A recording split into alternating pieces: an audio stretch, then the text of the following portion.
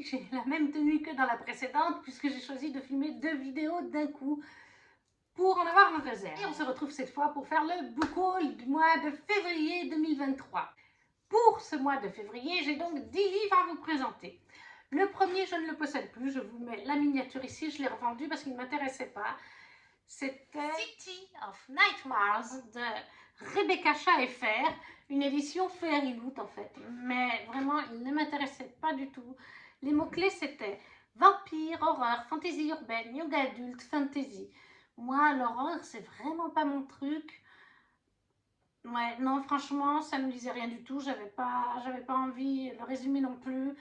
Je veux pas me forcer, j'ai plein de Fairyloot qui me font beaucoup plus envie que celui-là, mais je vous le présente quand même. Par contre, je l'ai déjà revendu, je l'ai vendu sur Vinted. Ensuite, je me suis pris Nymphéa et la Chambre Rouge de Margarita Gabbiani chez Hugo New Romance, avec, attention, 3 petites femmes. Ça veut dire qu'il est très épicé, mais je pense que vous vous en doutez, avec la couverture et le titre. On suit en fait Roxane, qui a accepté un emploi dans un sulfureux bar à Champagne. C'est parce qu'elle cherche le scoop qui fera décoller sa carrière de journaliste. Derrière les portes du millésime, des secrets sont enfuis, elle en est sûre. Pourtant, au contact de ces hommes qui la convoitent, son propre désir s'éveille, en particulier auprès de Mathieu Kabinski, le propriétaire du millésime, qui manie comme personne l'art de souffler le chaud et le froid. Armes, drogue, prostitution, Roxane compte bien mener l'enquête et révéler au grand jour les manigances de son arrogant patron. Mais à la lueur de ses découvertes sur la véritable nature de l'établissement, Mathieu lui semble chaque jour plus dangereux et séduisant. Voilà. Alors lui, je l'ai déjà lu. C'était une très bonne lecture que je reconseille si on aime ce qui est spicy. Parce que comme je vous dis, il y a 3 petites dames. Donc, Nymphéa et la Chambre Rouge, paru chez Hugo New Romance de Margarita Gabbiani. Ensuite, j'ai reçu dans un swap, parce que j'ai fait un swap en début d'année avec Adso, donc vous avez la vidéo sur YouTube dans mon historique. Meilleur vœu va au diable de Émilie Parizeau. Là aussi chez Hugo New Romance. Il est tout petit, c'est une petite romance de Noël qui se passe en France, hein, si je me rappelle bien.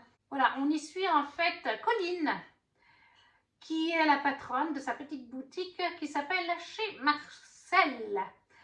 Décoration, décoration tout genre, vous savez, un peu cocooning et tout. Et en fait, eh bien, un jour, un concurrent va débarquer juste en face, dans la rue, juste en face. Lui aussi est un magasin de décoration d'intérieur. Et ça va être un petit peu la guerre entre les deux. Mais bon, entre la guerre et la romance, il n'y a qu'un pas, comme on s'en doute. C'était mignon, voilà, je l'ai aussi lu. Je vous en reparlerai dans un autre lecture, je ne sais pas quand. Meilleur Dieu et va au diable d'Émilie Parozet chez Hugo New Romance, dans mon swap avec Anso. Toujours mon swap avec Anne-Sophie, elle m'a offert les mémoires d'un chat de Hiro Arikawa. Moi-même, je l'avais offert dans un précédent swap à quelqu'un. Un chat de gouttière au parler franc et rompu au langage des humains a pris ses quartiers dans le parking d'un immeuble de Tokyo. Lui qui, pour rien au monde, ne troquerait sa liberté, se fait un jour percuter par une voiture et se voit contraint d'accepter la perspective d'une cohabitation durable avec Satoru, un locataire qui le soigne et lui attribue un nom, Nana. 5 ans plus tard, des circonstances imprévues obligent Satoru à se séparer de Nana. Désireux de lui trouver un bon maître, il se tourne vers d'anciens camarades d'études, disséminés aux 4 coins du Japon. Commence alors une série de voyages et de retrouvailles qui sont pour Nana autant d'occasions de découvrir le passé de Satoru et de nous révéler maints aspects de la société japonaise. Prenant et surprenant, profond et plein d'humour, Les Mémoires d'un chat est un beau roman sur l'adoption, l'amitié et la force des liens qui unissent l'homme et l'animal. Voilà, pour moi qui suis amoureuse des chats, il était sur ma wishlist. Hiro Hirakawa, Les Mémoires d'un chat, qui est chez Babel. Je ne connaissais pas du tout. Babel. Toujours pour mon swap, Anne-Sophie m'a offert L'âme du papillon de Lucie Séberry. C'était aussi sur ma wishlist. Depuis son plus jeune âge, Lise perçoit les émotions de ceux qui l'approchent. De la joie qui réchauffe le cœur à la colère la plus sourde, en passant par l'intolérable tristesse dans laquelle on peut se noyer. Elle ressent cette palette infinie de sentiments sans pouvoir en colorer elle-même son existence. Grâce à ses parents qui la protègent de leur mieux et sa meilleure amie pour qui elle n'a pas de secret, Lise apprend à vivre avec ce qu'elle pense être une malédiction. Elle ne peut croire le récit de cet homme qui prétend être son gardien. Pourtant, lorsque son chemin croise celui de Frank, son quotidien va être bousculé. Son cœur, tel le papillon de cette ancienne légende, va déployer ses ailes et prendre son envol pour la toute première fois. Voilà, L'âme du papillon de Lucie Séberry. Et moi, j'ai Livresque Édition. Ouais, Livresque Édition. Je ne connais pas non plus. Est-ce que c'est de l'auto-édité? Mais voilà. Encore pour notre swap, Anne-Sophie m'a offert The Little Mermaid and Other Fairy Tales, la version anglaise, faite par Minalima.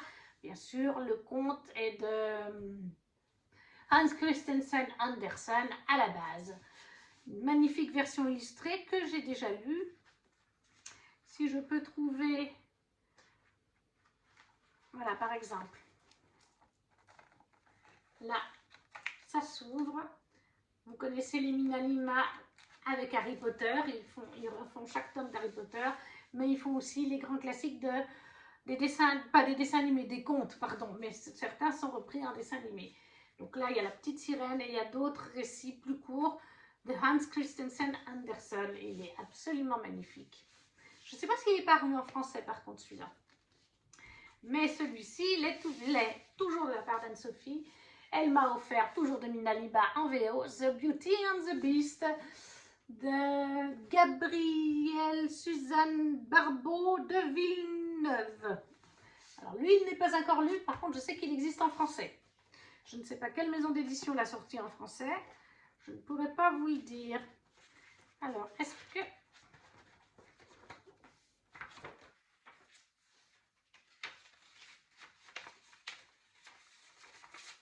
Voilà, là, par exemple, pour vous montrer un exemple de ce qu'on peut trouver dans le roman.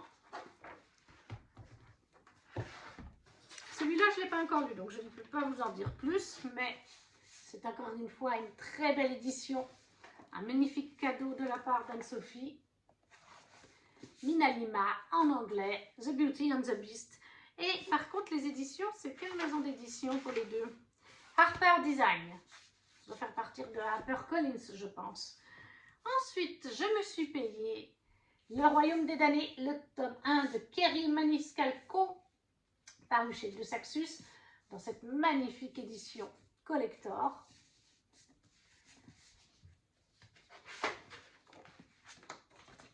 Dessous, il est comme ça.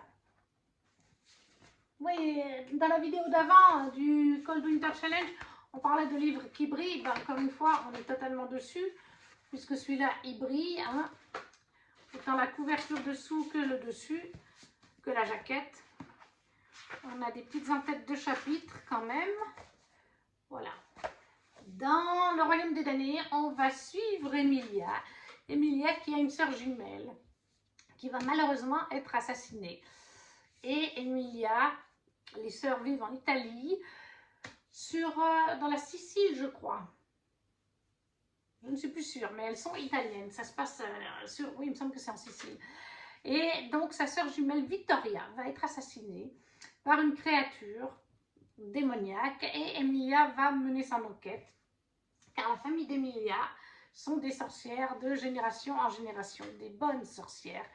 Et leur nonna leur a toujours parlé, entre autres, des princes de l'enfer, le royaume des damnés. Et elle va s'aider pour son enquête de colère. Wright en anglais, mais ils l'ont traduit colère. Le prince de la colère. Et ils vont faire cette enquête ensemble. Et bien sûr qu'on a de la romantésie au milieu de tout ça. Je ne veux pas vous résumer plus parce qu'il tourne beaucoup sur les réseaux. Il est déjà lu, le tome 2 aussi, spoiler alert, j'ai adoré. Donc, Le Royaume des damnés, le tome 1 de Kerry Maniscalco, paru chez De Saxus dans cette très belle édition. Ensuite, j'ai pris le collector de Par le fer et le feu, oui, parce que je confonds toujours. de Hérence d'Or. C'est déjà le 3e roman que je prends de Hérence d'Or, le 4e même, parce que depuis j'ai pris Masqué Monstre, tome 2. Magnifique édition collector, là aussi. Je pense que c'est toujours Hérence d'Or qui fait son travail. Un homme, une démone, lequel triomphera de l'autre. Il me semble qu'on est sur un roman assez dark. Je l'ai commencé. Là, vous avez la couverture du classique que vous trouvez sur Amazon. Voilà. Il est très joli. Par le fer et le feu. Au cœur d'un Moyen-Âge tourmenté par les succubes et autres esprits malins, Alban a juré de ne jamais devenir une proie. Misogyne et solitaire, c'est un tueur de monstres. Un homme défiguré par son passé. Un homme qu'une démone maladroite va tenter de corrompre. Pour le meilleur et le pire. Entre mensonge et faux semblant, lequel tuera l'autre dans ce jeu meurtrier? Et oui, dans les mots-clés warning, on a fantaisie noire, drame, romance psychologique. Je l'ai commencé parce que je l'ai mis dans mon Pumpkin Autumn Challenge et je suis bientôt à la moitié, j'ai lu un tiers. Et en effet, il est assez sombre. Mais pour l'instant, j'adore. Donc, Hérence d'Or, par le fer et le feu, en édition collector, que vous pouvez retrouver sur son site, mais seulement à certains moments de l'année. Le mieux, c'est de suivre Hérence d'Or sur son Instagram. Je vous le mettrai en barre d'infos. Elle vous annonce quand elle va faire des précommandes, quand elle va ouvrir les précommandes. Et le dernier roman de ce book haul du mois de février 2023, c'est La Reine Courtisane d'Anna Trice, paru chez Black Ink, toujours aussi beau. Bon, spoiler alerte, j'en ai maintenant 2, et les 2 sont dédicacés par Anna en plus. Celui-là, je l'ai fait dédicacer aux Imaginales quand je l'ai rencontré, et je me suis pris la version collector qui vient d'arriver en novembre 2023. Dans La Reine Courtisane, alors La Reine Courtisane, elle est sortie chez Black Ink, mais c'est un spin-off de La Guilde des Ombres, paru en 6 tomes chez Plume Blanche, les éditions Plume Blanche. Ça se passe dans le même univers, c'est un petit spin-off, ça se passe sur l'île de Symbiose. Il me semble d'ailleurs qu'il y a la carte ou c'est seulement dans le collector? Non, c'est ça, il y a la carte. Voilà, l'île de Symbiose. Et on la voit, cette petite île, quand on lit la guilde, on a une grande carte et on a une petite île qui représente Symbiose.